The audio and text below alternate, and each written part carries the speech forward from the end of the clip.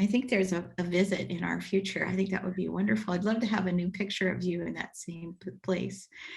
Okay, so let's talk a little bit about your work as a photographer and your collection. I love starting here with this wonderful self-portrait that you did, and then also to share with our audience one of, I think probably one of your most famous photographs. Sure. What's interesting in the self-portrait is that I'm holding my Hasselblad camera, which is an analog film camera that uses film, Kodak film. I still use it, and I'm still able to get film and processing. So it's takes square pictures also. And I look rather serious in that photo, probably, but probably the interior me is a much more cheerful person. And the other photo was done for my series of photos, which are kind of a breakthrough called The Dream Collector, where I began stepping away from kind of street photography to do a kind of more staged photography. And it kind of overlaps magic realism, which is something that you do find in a lot of Japanese art and literature, where the ordinary kind of becomes extraordinary, but still retains its footing in the real world. And I think that's part of actually the magic of Japanese art and books particularly, is this realm of fantasy that kind of interweaves itself with the ordinary prosaic facts of life. And so there are a lot of levels to this photograph, and but mostly it has a kind of sense of mystery. And I think that also pervades a lot of the Japanese art and culture and religion, the mystery of things, the strangeness, which is kind of a Buddhist idea of the interaction between illusion and reality, that they kind of are constantly interchanging with each other. Okay, I love that explanation. I want to take us forward to this fabulous photograph of you. You know, I've cropped it. It actually was a much wider photograph, but I love this photograph because we see you sitting there with your book collection, and boxes behind you are all full of books. I want to just reveal a little bit about how you got in touch with me. Sure. So he wrote me this marvelous email message where he said that he enjoyed my book very much. And, you know, I welcome anyone to start an email message in this way. It's very gratifying to an author who often works so much in the dark and alone. But we started our conversation after that about your collection. Yes. Well, you know, in the photograph, and the gray boxes are the Japanese books, but also on the other shelves are my own photographs. And somehow the two collections, my own work and the Japanese books, have kind of become intermingled. You know, they're covalent in a certain way. And so I was looking, because I'm 80 years old now, I was looking for a home for the books, and you know, where they'd be appreciated and used. And I kind of put together a study collection rather than getting the most perfect volumes of something. Because, well, one, I was always working on an artist's budget. And also books that are out of the realm of what are usually collected by wealthy collectors, the kind of prize books that you had to have. So the collection is kind of an interesting, eclectic melange of all kinds of material. And that's what makes it particularly useful.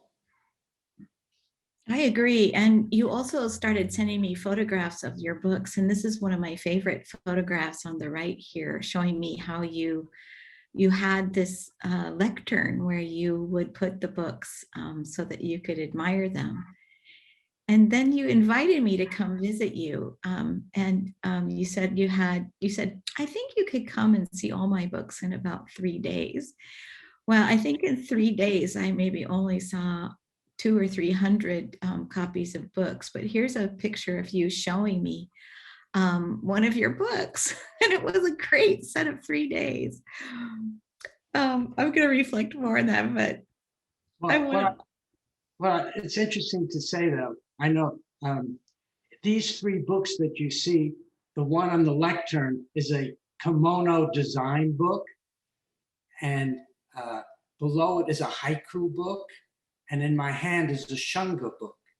And these were areas in the 90s that were not heavily pursued by collectors. They were a little bit off the radar.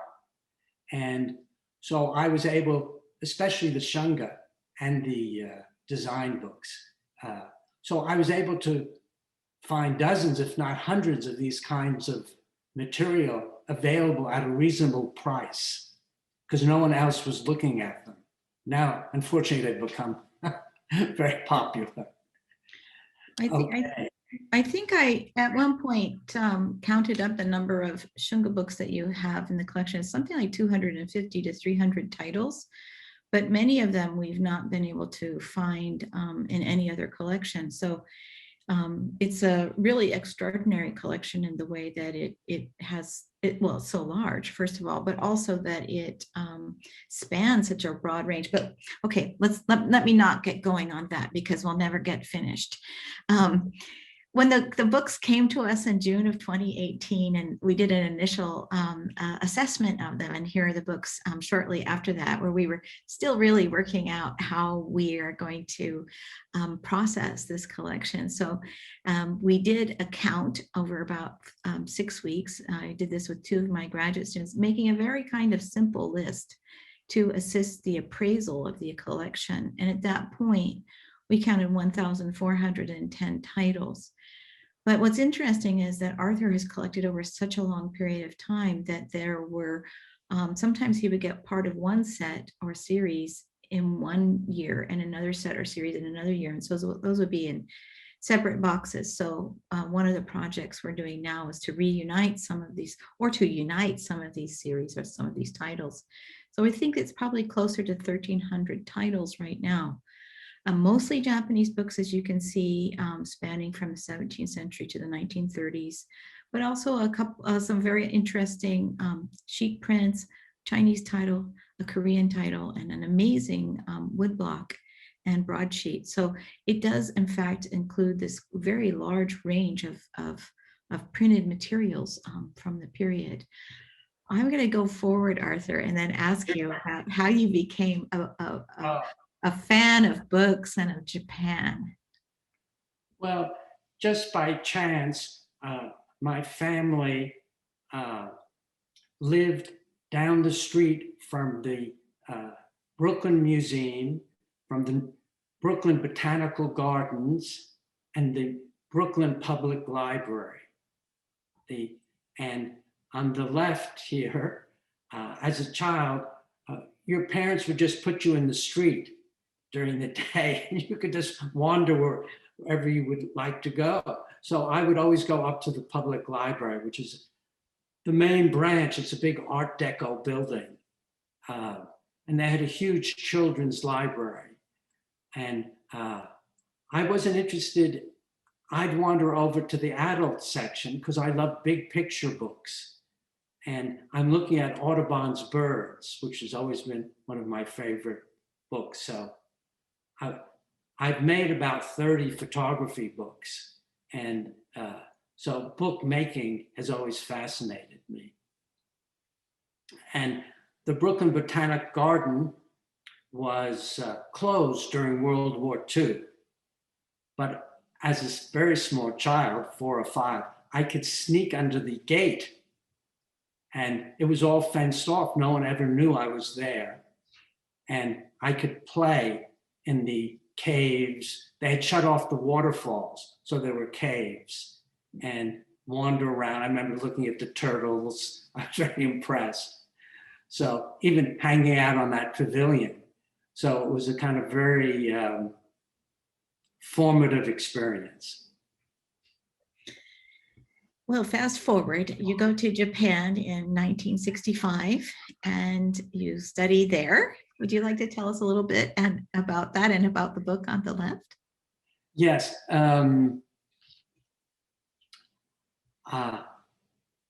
To avoid the Vietnam War, which was going on, you needed to get student deferment. So I applied to the School of Japanese Language in Tokyo. And then I transferred to the Zen Study Center in Kyoto,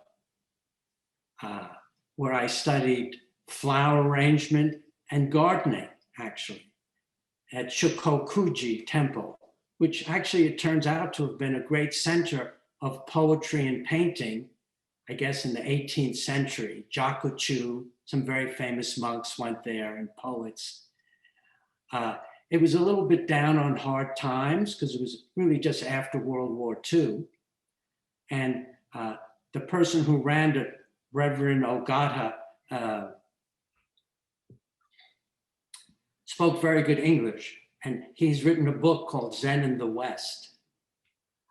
But I decided to take a side trip to Shikoku, which at that time was still just full of old villages, and I did a lot of photography. Also, near Shikokuji,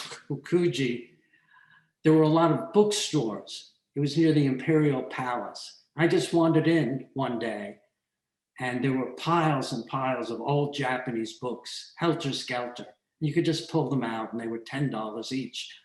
And I bought a set of the second edition of, with yellow covers, of Hokusai's 100 Views of Mount Fuji, and which is a great treasure. But visiting the temple came Cartier-Bresson. I showed him my work, my photography, which he didn't really respond to. He didn't like square pictures, actually. And he didn't like, he thought my work was too formal, you know. The whole point is, I was so impressed with him, you know, as a sort of an homage to a master. And I gave him my set of the 3 Japanese volumes of 100 Views of Mount Fuji.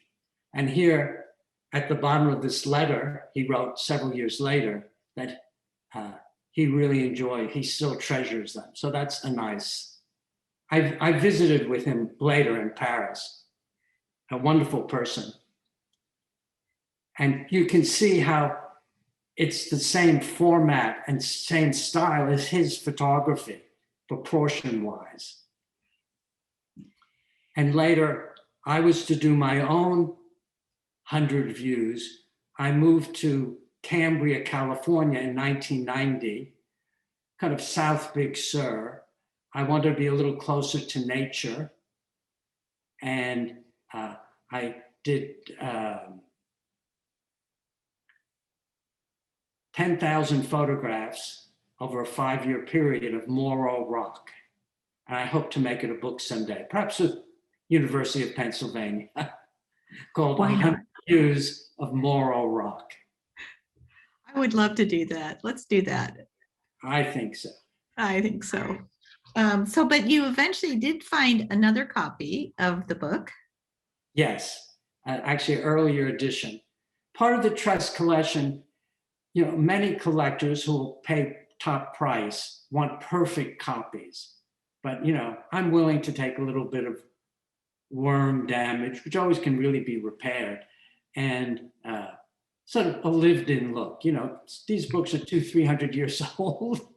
You know, I love it that they show the wear, you know, that they've been looked at, they've been felt. And so I do have actually better copies of the Fuji book now. Yeah, and in fact, we found 4 different printings of the Fuji book in your collection. Yeah. So 2 of them from the Edo period and 2 of them from the Meiji period. And that just makes for a marvelous teaching opportunity and research opportunity. Yeah. So I want to show another pair of a couple more photographs that you made. So I see I'm in the lucky position of having made the PowerPoint, so I get to choose some of my favorite Arthur Tress photos. Well, the one on the left is some fishermen in nets, and you can actually see the kind of Japanese design influence on my work. Actually, also, I stayed at the Imperial Hotel in Tokyo, now demolished, but Frank Lloyd Wright was very influenced also by Japanese art and prints. So throughout his career, and I had visited most Frank Lloyd Wright buildings around the country, but the photo on the right is also another image from 100 Views of Moro Rock, but with a dragon in it. Someone had a kind of Chinese style boat just in the harbor. Yeah, I should have turned this diagonally. I'm sorry. It's okay. I shoot in a diamond shaped format now. For Moro Rock, yeah. Just for Moro Rock. So you also, you had this, Simon mentioned some of your career, but you've had this amazing career both as an art photographer and as doing projects for various publications and individuals. Yes.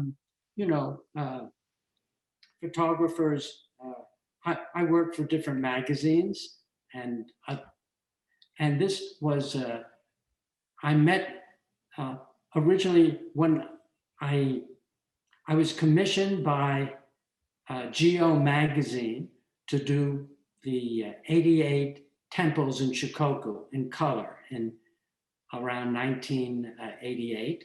And I did Noguchi and Takamatsu, who for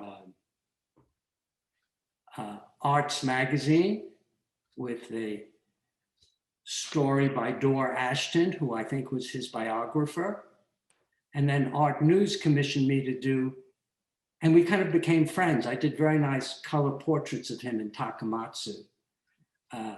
And this is Noguchi, actually almost towards the end of his life, unfortunately, in his museum in Queens. And this was for Art News magazine. So you could see I'm very serious with the tripod and all that. But it's just such a great, I told Arthur today, it's one of my favorite photographs of 2 of my favorite artists. So that's, that's a kind of great thing. But Noguchi had a little library, and I said, "Do you have any Japanese books? Do you want to sell them?" No. But he collected Japanese ehon of wood block toys, of carvings. Around the 1900s, there was a big interest in Japan and many publications on Mingei, and many volumes exist of Japanese toys. And he loved the simple shapes of the toys, so I think it probably influenced his work. And the picture on the right is from Dream Collector. And it's gotten a certain amount it's now in the Penn collection, but it's just achieved a certain notoriety at the moment because of the Netflix program, The Queen's Gambit, which is about chess players. And Netflix uses this photograph in connection with the Brooklyn Museum. So it's kind of a nice circle of relationships, I think. And it's great because a new generation will get to know about your work. So I'm really excited about that. So now I want to turn to showing just a few examples of books from your collection. We have in the collection, it's really amazing because Arthur collected manuscripts as well as printed books. And here in this slide, you can kind of get a sense of something of the temporal range. But the book on the left is absolutely extraordinary. I think you told me a story about how you got this. Oh, well, I would ask dealers, to look for Japanese woodblock printed books. And then a dealer said, Arthur, I have this great book and that he got from a retired collector. And I said, well, it's painted. I don't really collect, manuscripts. But I'll buy it from you anyway because you've gone through so much trouble. And so it turned out to be something very valuable in the end. It's and kind of rare and scarce and in wonderful condition. It's in beautiful condition. And you mentioned already that there are a number of design books, and we'll see a couple more later, but this is one of the things I love about this collection is that it is so broad and so deep at the same time. Here are two more great examples. One on the left, Tanrokubon, probably movable type, and then on the right, a woodblock printed and carved and printed book. And Arthur also collected a woodblock so that we can do something like bring these kinds of things together in front of the students or in an exhibition or in other kind of context to really talk about the technology of printing. Arthur, anything you want to add? I know. Part of the joy of collecting the books is researching them, not only finding out who did them about the artist, but looking at them as works of literature. So once you get the title, and a lot of material now has been translated into reasonable English. And so when I do get a book, I do follow through. So actually my knowledge of Japanese literature is quite vast from having this collection. You've also developed an extraordinary eye. I mean, there's sometimes you will send me a picture of a book and you'll say, I think this is by so-and-so artist, and you don't have any other information. It's just based upon the style. And you're 99.9% right. Every once in a while, we get a little back and forth. It might be a student of that artist, but you really know this material in a way that I hope I do at some point in my life. Yeah. I wanted to show these two things because these are also quite wonderful. In teaching from the collection of the past year, I've had students fall in love with these books, and particularly with the one on the left, which represents a style of calligraphy that was used for women writers, primarily writing letters. And this is actually a primer, a book that tells you how to write letters beautifully. It's complicated to read. But it is quite a joy to look at. And my student who worked on this did not find another copy of this particular title elsewhere in the world. So we're also quite excited to do more research on this. And then you have something like the book on the right. And I apologize to our viewers because some of the scale is not really represented here. You know, the book on the right is in fact much smaller, but it also is a kind of wonderful just novel kind of a book to be read for pleasure related to kabuki theater at the time. What I'd like to mention, when I began noticing these books, Japanese dealers and auctions, they were practically throwing these things away, these yellow books, these kiyobishi. I mean, 20 years ago, no one was interested in them. You know, they were very inexpensive. So I began collecting them, and now there's a lot of interest in this popular literature of the time. So I think the collection is lucky to have this kind of book in it. Now they've become very expensive again because people realize their value. Then you also have a whole array of amazing books that represent color printing technology, where each of the colors is printed using a separate wood block. And you showed me both on that visit to you in January 2018.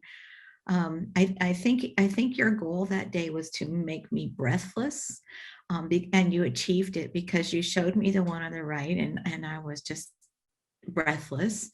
And then within an hour, you emerged from the kitchen holding the book on the left, and asked me if I had ever encountered this book. And in fact, in the previous year, I had supervised a dissertation with an entire chapter about this book. So it was really amazing to have this experience with you of meeting these books in a new way.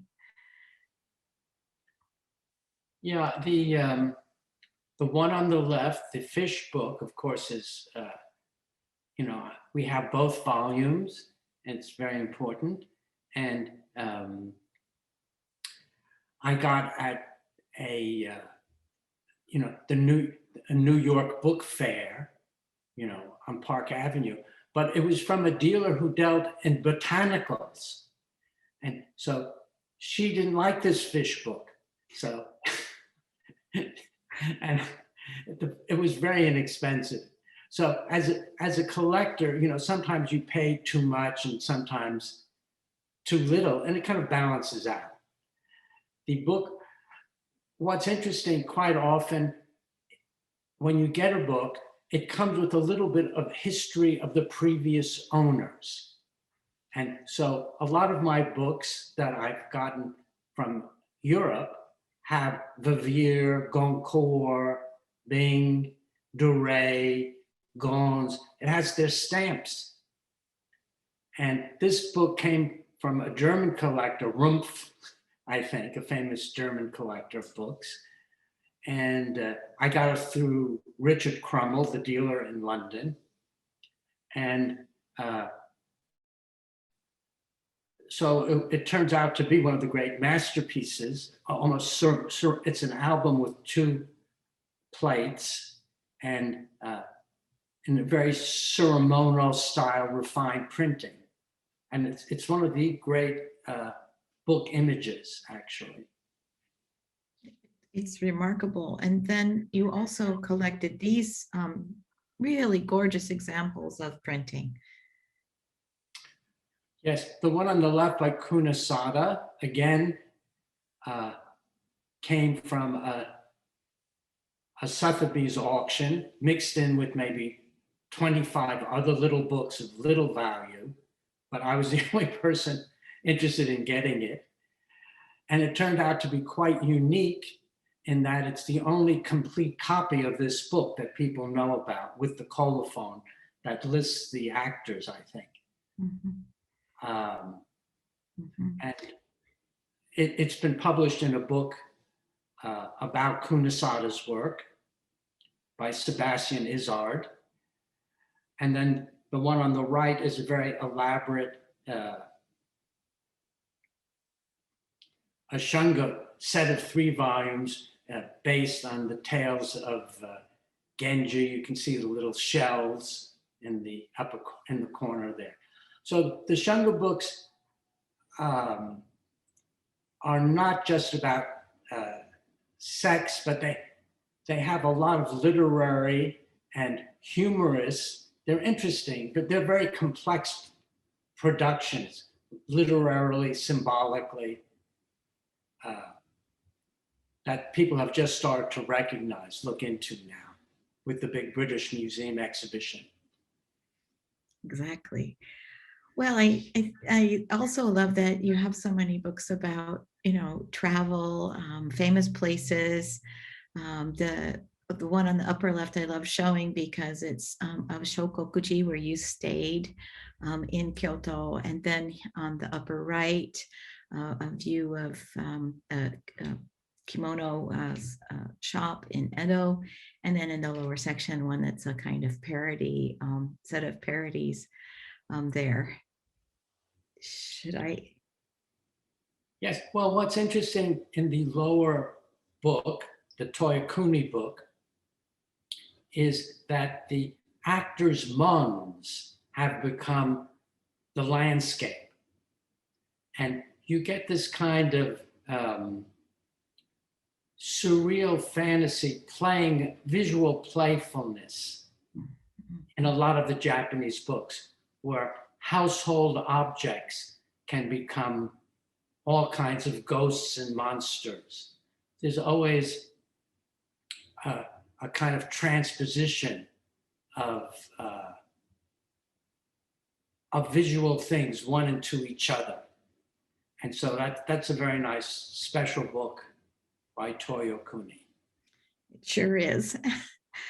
Then there are also these wonderful books about painting, painting from the period, made sometimes in honor or in relationship to one particular artist's work, as we see on the right, and then collections of images by famous brushes of the day. And I love these because you can kind of see the monkey's fur, and you can see the depth of glaze on the tea bowl on the right. Well, these kinds of books done by shijo or artists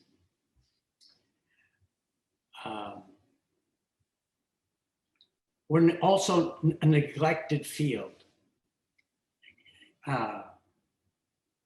But Jack Hillier and a few other English authors particularly rediscovered these kinds of books and found out who these artists were, and sort of brought about a revival of interest in these kind of more painterly albums, rather than just the more elaborate ukiyo-e type of books. Mm-hmm. And so, and it turns out that quite often a volume would just have one image, like a haiku volume, but they're very unknown. Many of them are very unpublished and actually fairly inexpensive because they just haven't been recognized as being so important. These are the artists. So this was a very exciting area to start exploring. I had lunch with Jack Hillier in Sussex one day. He was very nice. And he gave me a signed copy of his book, The Uninhibited Brush, which deals with all this Shijo Nanga kind of school of work. And and as a reference is the Hillier's great 2-volume, The Japanese Illustrated Book, which is extraordinary 700-page volume. It's always accurate and it's totally amazing. And his eye was always superb for the best books and the best images of those books, unfailingly. So that's had a big influence on mine and other people who collect. Yeah, it's an amazing resource. I want to show everyone something that happens sometimes in the Tress collection, because Arthur collected more than one copy of some books. So in this case, here's the 2 covers of this book by Kawamura Bunpo. And then we can do things like look at the different ways in which the books have been produced and the different qualities of the printing and different differences in the paper, for example. And so this has been really wonderful to discover and look at. And I had a student who absolutely fell in love with this pair of books and came back to the rare book room week after week after week so that she could look at them together.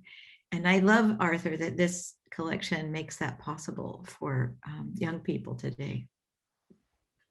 Well, the book on the right, that copy I bought in Osaka for $10 off from some little bookstore on a side street. And you can see it was not in very good condition. But the one on the left is, within the last, a better copy, a better conditioned copy. But the one on the right might be an earlier copy, even though it's in poorer condition. So,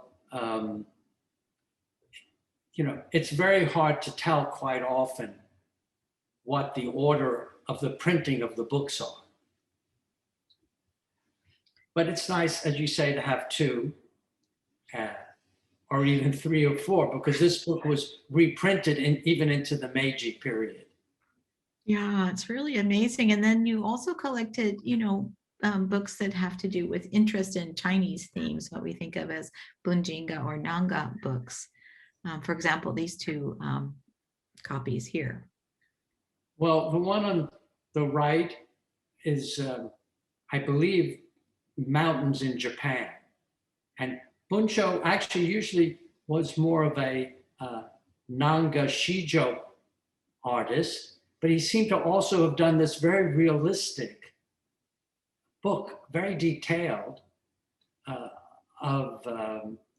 it's a zue, it's a travel book. And the one on the left is Bumpo, and these are scenes of the West Lake in China, which unfortunately I didn't manage to get to on my last trip to China. But and it's beautifully printed, and there are 3 volumes, and they were used by students, to inspire them to work in Chinese painting style, I guess. Yeah. And then you also collected, a lot of really popular books. We sort of touched on this a little bit earlier, but you collected this complete set of one of the most famous books from the 19th century, the Nisei Murasaki Naka Genji. And in the first volume of this book, what's extraordinary is when you're reading the preface, at the end, it says that the particular copy you purchased was reprinted because the previous set of blocks used for making this book had burned up in a fire, and so this was a recarved copy. So, there's something really amazing for those of us who are crazy about print culture and books to learn about. And of course, it's fun to put this next to the Kunisada example that's also has to do with Genji things. And then on the right, that you collected book wrappers. So this also adds more dimension to the history of the book, to think about the ways in which these things were sold with the wrappers. Well, they're known as a book bag. And occasionally a book will come with them. And it's prized. They're very rare. So it was interesting to get a whole collection of 27 of them in good condition. And the book on the right, usually you see these volumes sold 2 or 3 at a time. And it was just amazing to find a complete set in a kind of the original wrapper also. Mm-hmm. And there was a kind of Genji, because of this book, there was a Genji craze that initiated the publications of a lot of shunga books, but other kinds of books and prints at kind of a late date. And then also, a lot of people stopped collecting with the Meiji period, but you carried on into the Meiji period and all the way up even to, I think the book, there's a book from the 1940s. So it really is this amazing span.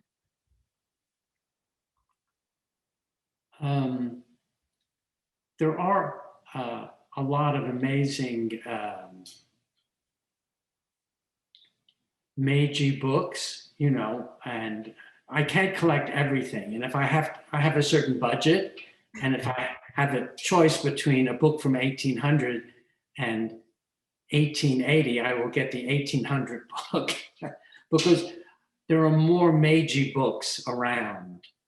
than books from the 17th century.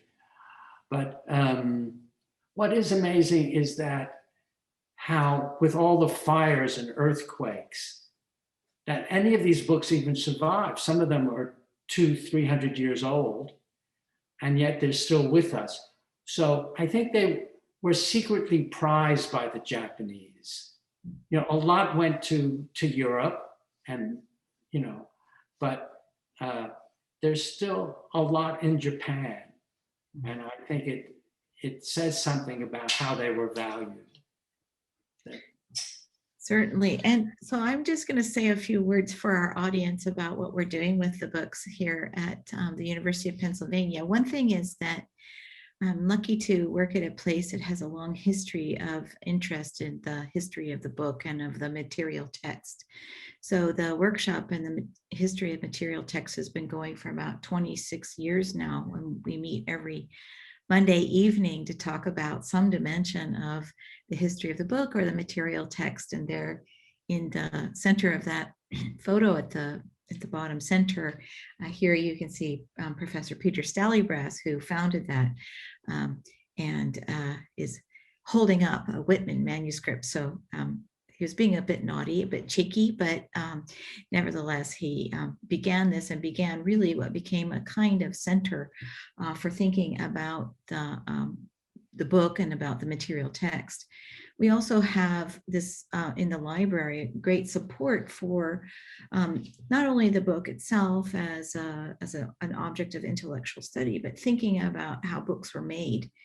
And recently, in the last 5 years, we've established a materials library where we've collected things like wood blocks and all the kinds of materials that would go into making these kinds of materials. And so we can actually take students there and show them blocks and ink and pigments and brushes and paper, everything that you would need to know.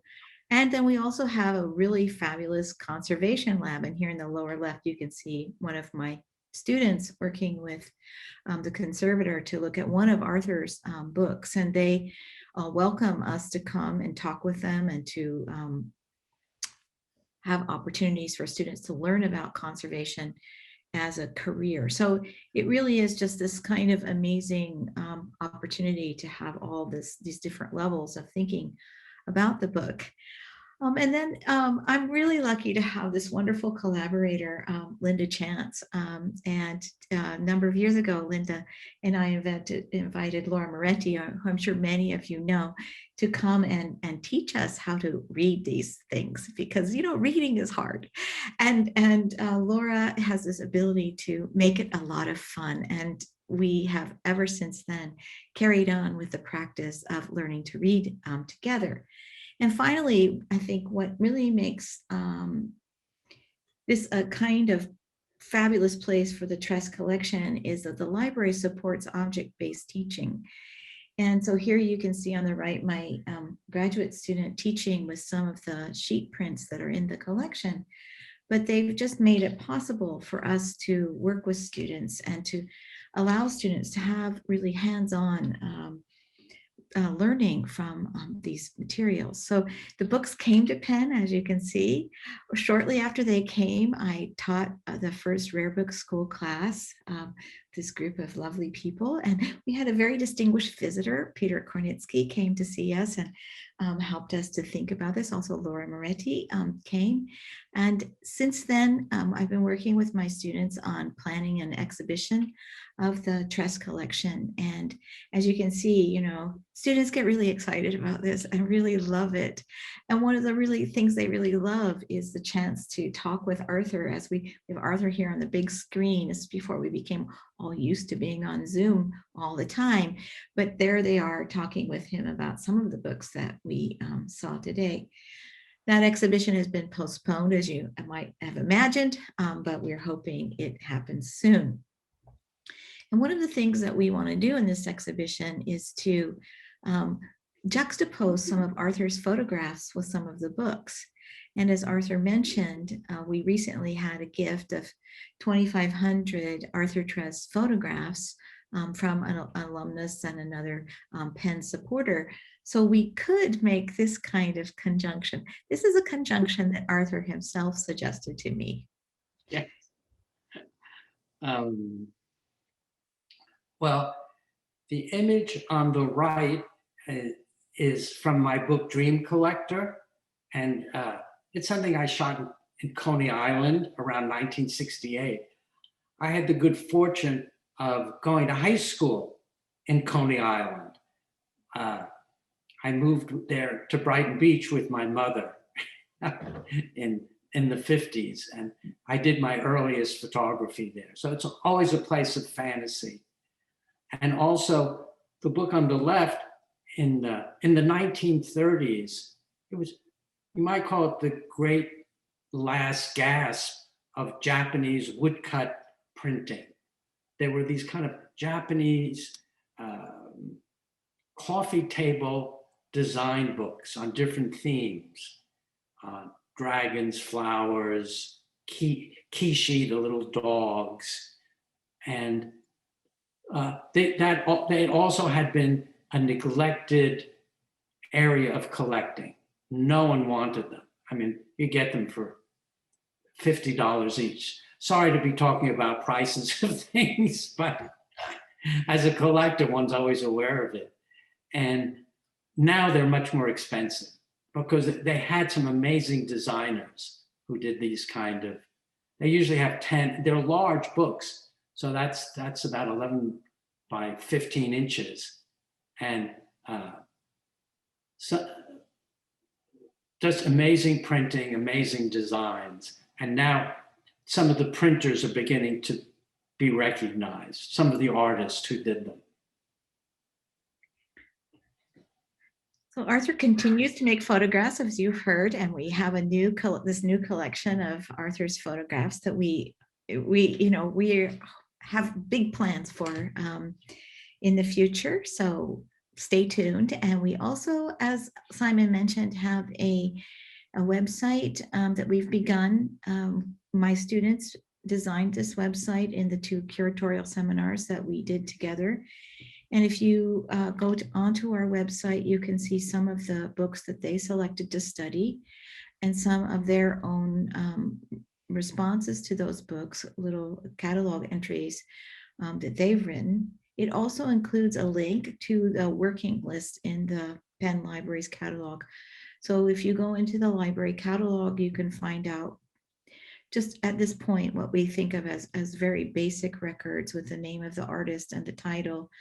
And the date. And there are, I confess, some mistakes, but we're correcting them as quickly as we can. But you can see, get a sense of the range of the collection. And to close, I just want to say thank you to everyone who tuned in today, but also are so many good friends and supporters over these many years of thinking about the Japanese illustrated book. Okay, yes, I'd like to thank everyone also for listening to this material and getting excited about Japanese books. And there's still lots of areas. There are magic books, cookbooks, song books, kabuki storytelling that still need to be investigated and explored in the world of Japanese publishing. So it's a still expanding field. Okay. Sorry, Simon, we went a little long, but I warned you that once you get us started, we won't stop. Julie, Arthur, please don't you worry. I could have sat here all night listening to you talking about these amazing books. So thank you. That's been a wonderful sort of tour, what a tour de force through what is clearly a very significant collection. And what a treat to hear Arthur talking about it. You know, we very rarely get the chance to hear from collectors about what it is that's driving them to put those amazing collections together. And I just think what a beautiful presentation, because right from those earliest inspirations all the way through to the incredible work you're doing now with your students in Philadelphia, and the ways in which you're making this collection accessible for teaching, for research, and through the website to much wider audiences. I mean, just a huge congratulations to you both, and how wonderful, Arthur, that you've decided to give your amazing books and the fabulous photographs as well. I think the fact that you can, I thought I was very struck by the juxtapositions of some of the images, and I was, I had a question prepared, which was going to be, so how do you, how have these Japanese books informed your photography? But in so many ways, you've made that beautifully clear through the things that you've been talking about. I love the fact that we've ended up with dragons here. I know when we were first talking earlier on this afternoon, we were touching on the special place that dragons have for us in Norwich, where we have the National Centre for Writing now in Dragon Hall, and we've got our own wonderful medieval dragon in Norwich Castle. So it would be wonderful to think that we could bring you over one day, maybe with some of your books and photos, and do something with us here. Okay, I'd like that. Thank you. Now that as I say, I had a load of questions and things lined up, but I see we've got some questions coming in now, and I would invite our audience. We've got about 15 minutes or so. If you do have a question you would like to ask, we've got two from Sally McDonald, and Sally starts by saying, "We see so much of Hokusai, but despite his work apparently being prolific in his lifetime, we do not see so much from his pupil, Katsushika Taito II, Genrisai Taito, who collaborated on Hokusai's manga. Do you have any view on his work, or know where one can find books on his work, please?" Yes. I actually prefer Taito, sometimes over Hokusai. And there are some very nice books in my collection of his work. And also, he seemed to have a very strong sense of curves and circles. He was kind of a little bit looser in his composition, very dynamic, a little bit more than Hokusai. And he does need to be a little bit more recognized. There isn't any informational book on his work. He did a lot of tsurumono, and I think, you can find those occasionally in books on tsurumono, but there's very little on actually his own book publications. That's wonderful. Thank you. Thank you, Arthur. Julie, do you want to add anything to that? Well, I think one of the amazing things about the Tress collection is that Arthur collected a lot of things by a lot of Hokusai students. So there's Hokuma, there's Hokkei, there's Taito, and there's even this extraordinary book that includes an illustration by his daughter Oe. So there is a lot in the Tress collection about Hokusai, and with 1,300 titles and a gallery that can accommodate, let's say, about 100 titles at once, I have at least 13 exhibitions that I could line up. And one of the things I keep thinking about is a Hokusai inspired exhibition. And in fact, Arthur has inspired me to do some research now on Hokusai as a book illustrator, and I will be using the Tress collection, as you might imagine. Simon, I wondered if I should stop sharing the screen right now. Yeah, why not? Why not? And then if we want to go back to it, we can. Yeah. That's lovely. Thank you. Listen, there's a question from Anne, and excuse me if I'm mispronouncing this, but it's Guion or Guion Anne. So Arthur, have you kept any of your collection, or have you given all your books to the University of Pennsylvania? And if you have kept some of them, what influenced your choice? No, I gave the collection in 2018, and I did keep one or two duplicates, but I gave the better ones to the university. But they'll get the duplicates eventually. But since 2018, a little bit against my will, but an obsession is an obsession, I've continued to collect books, Japanese books. And since then, I've almost gotten more than 300 new titles that Julie has helped me identify, and I could just show you one or two quickly. Yeah, this is always such a treat. I love the lectern. This is from last month. It's a very rare shunga book, and it's by it's a parody of We only have people in the audience who are over 18, right? yes. Yeah, it's a parody. It's a really marvelous book. I can't wait to see It's it. by Sete, and it's Right, Sete. It's extremely rare.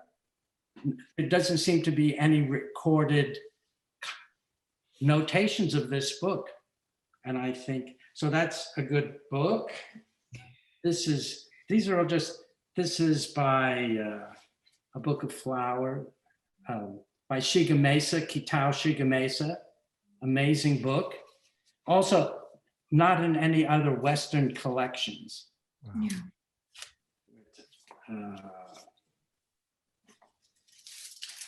Because of Andrew Gerstle did his wonderful book on kabuki actors and books and prints. I've been specializing in getting books inspired by kabuki plays.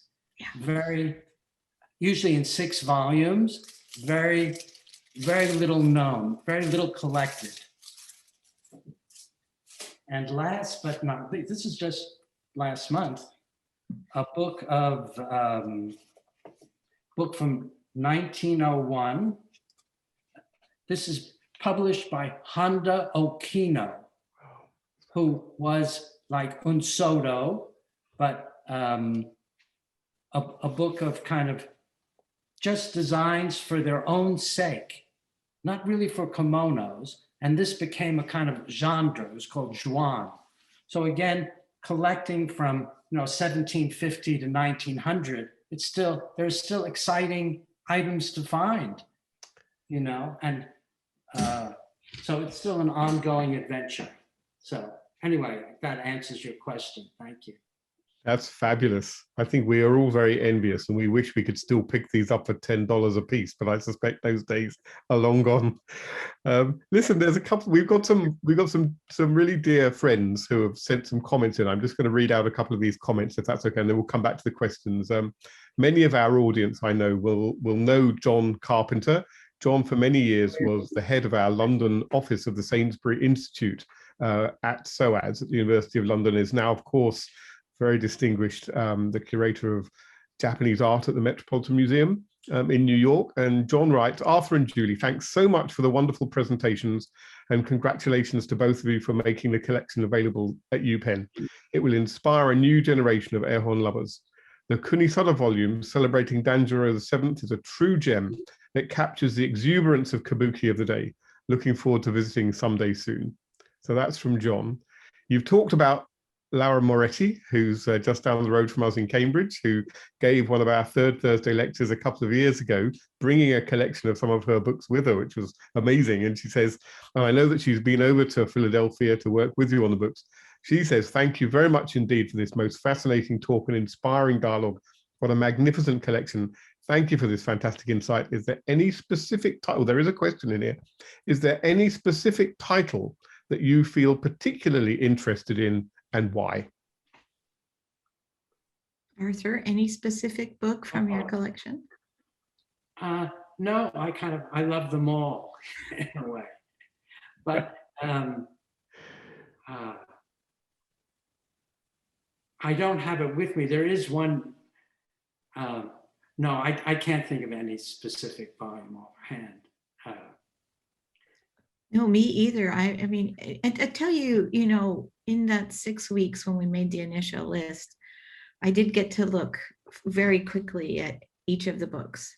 But now I'm working on a project where we're trying to enhance the cataloging and we're doing some initial digitization of a selected number of books. Our digitization project is going to take a long time because of we need more resources, to put it bluntly. But every day it's like Christmas for me all over again, or the best birthday I ever had. I go in and I, pick up a few books and I'm in another world, and it is the most wonderful experience. Like Arthur, I was a kid who loved to hang out at the public library. I had a library card and would bring home every last book I could bring on my library card every 2 weeks, So this is just, I think, for people who love books, this is just what can you say? Well, you can say something like this from Peter Kornitsky, who I know has also been over to see us with us this afternoon. So wonderful to have you with us, Peter. Peter just says, not a question, but just to express my appreciation of the fascinating presentation, combining Arthur's photographs and some carefully selected items from his collection, which provide a tantalizing glimpse of the treasures in the collection. What was unique was the dialogue between a collector and a scholar. So often it is forgotten that book collections reflect the tastes and opportunities of an individual collector. So I thought that was very nice from Peter. That is very nice. And it is really true. I think hearing Arthur talk about how he found these books and his experiences with them really enhances the life history of the book for me. And also, I live with the books. I always, above my head here,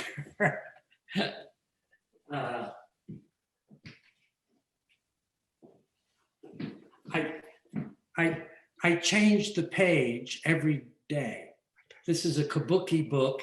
It's very unknown, very rare. They're from Osaka. Actually, shouldn't tell people they're still inexpensive, but it's some kind of masked man threatening. They're all kabuki actors done in that Osaka print style. And, but and they're very inspiring to me in terms of composition and balance of black and white. It's visually very stimulating. They're always different, actually. Listen, there's a question here that I think will speak for many of our audience. I know that we have some very distinguished specialists who are able to read these books and have got Japanese to be able to do that. But Andy Moore asks, I was intrigued that Arthur does not speak Japanese.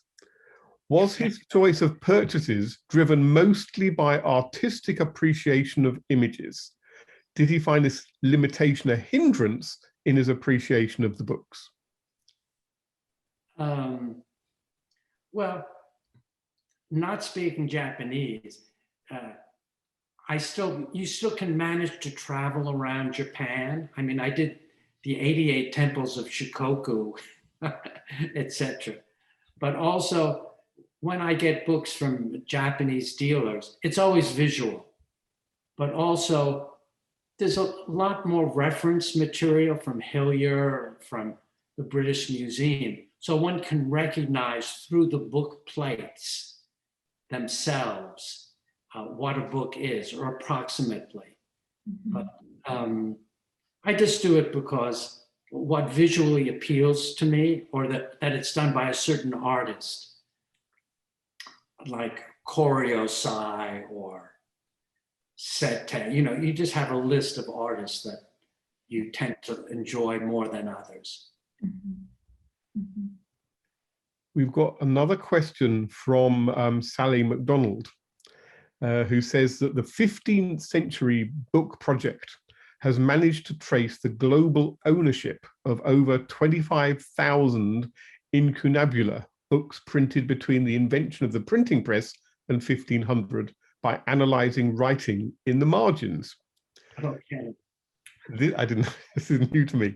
This in turn has opened whole areas of understanding previously not possible about the 15th century.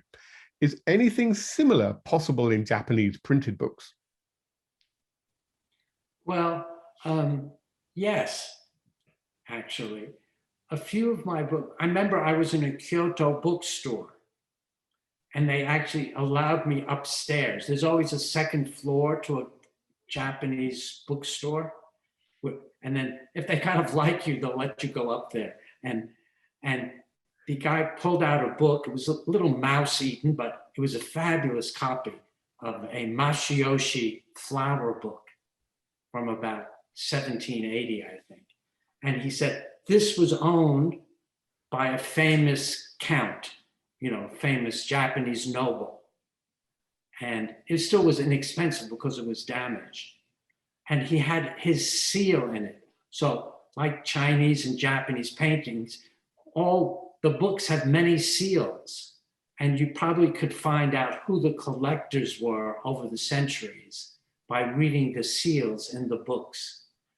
And the French collectors all had little labels. The French and German collections all had little labels written in French or German attached to their books. So you can figure out, they also had stamps.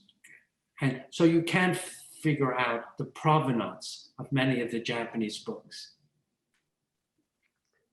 That is wonderful. I think we've got time for just one more question, which I'm sure many of the people listening this evening will be intrigued by the answer to. This is from Maya Hara, who asks, thank you for this wonderful presentation. Where do you find these books? Oh, well, you know, you get them from dealers, or also there are a lot on auctions. There's now, so just following through, you know, unfortunately I spent too much time hunting them down. And so, and then also if you go to the international book fairs or even your local book fair in London or small towns, I'm sure Norwich has a book fair out, so they'll turn up. They'll just turn up, you know, in a pile of other books, and just hope for the best, you know. There are just wonderful dealers all around the world, so that's another Yes. way to find them. Arthur, Julie, thank you so much. I know that you will feel through the Zoomosphere. There will be resounding applause making its way to you in Philadelphia and California. But thank you. What a wonderful evening you've given us. And Arthur, I was just so struck that beautiful photograph you started out with the Brooklyn Botanical Garden of that beautiful cherry tree in full bloom there. I'm hearing from my friends in Japan that the cherry blossoms are out now in Tokyo. They're all having hanami parties while we're all sitting here locked down, which we know we're not going to get out and about with friends for a little while yet. But thank you so much. You've really lightened the evening, and you've just given us an amazing insight. What a wonderful set of treasures you've donated to UPenn there. And Julie, I think we have an appointment there to bring some of these over to Norwich. We would love to see them. So thank you both. Great. Thank you both ever so much. Simon, thank you everybody at SISJAC and everybody who watched. Thank you, Arthur. Yes, here I am. Amazingly. There are many other comments from and a few questions from our audience, but everybody just saying amazing, what a wonderful presentation, spellbinding and inspiring. So thank you so very much indeed. All that it remains for me to do this evening is to thank our audience for joining us, and to remind you that we'll be back on the April 3rd Thursday. Can't believe we've already had a year of pandemic. So another online third Thursday lecture, Thursday the 15th of April. So just the other side of the Easter break. I hope by that point you've all been able to enjoy some cherry blossoms wherever you are. In the meantime, I hope that you all stay well and safe, continue washing those hands and maintaining that social distance, wearing those masks. But until we get together again, thank you once again to our wonderful speakers. Thank you to our sponsors, the Yakult here in the UK and Europe, and the Gatsby Charitable Foundation and the Great Britain Sasakawa Foundation, whose support allows us to continue to bring these wonderful speakers to our audiences. Thank you very much indeed, and good evening. Good night. Goodbye. Bye-bye.